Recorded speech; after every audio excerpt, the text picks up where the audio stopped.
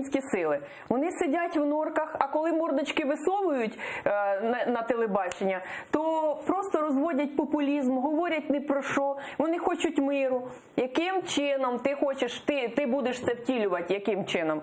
Мені, як командиру підрозділів, якщо ставлять задачу, мир там, наприклад, я маю натомість подати перше, друге, третє, ну, тобто план дій, як я буду це втілювати. Ну, я так і робила. Тобто, у нас є якась цікава ідея, цікава задача. Я подаю командувачу план дій, як я буду це втілювати. Він мене запитує, які тобі для цього потрібні ресурси. Я йому подаю список ресурсів, які потрібно. Це зазвичай спеціалісти в різних областях, яких треба організувати, щоб ця задача була виконана. Все, він каже, плюс-плюс, цих даю, біжи виконуй.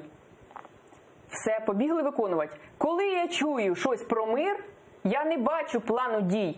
Добре, ти людям сказав, буде мир, і вони тобі цю задачу довірили, щоб ти її виконав. Яким чином ти будеш її виконувати? Ти відходиш, українці гинуть, ти здаєш всі українські інтереси, ти зраджуєш мову, ти зраджуєш віру, зараз знову наступають ці московські патріархати.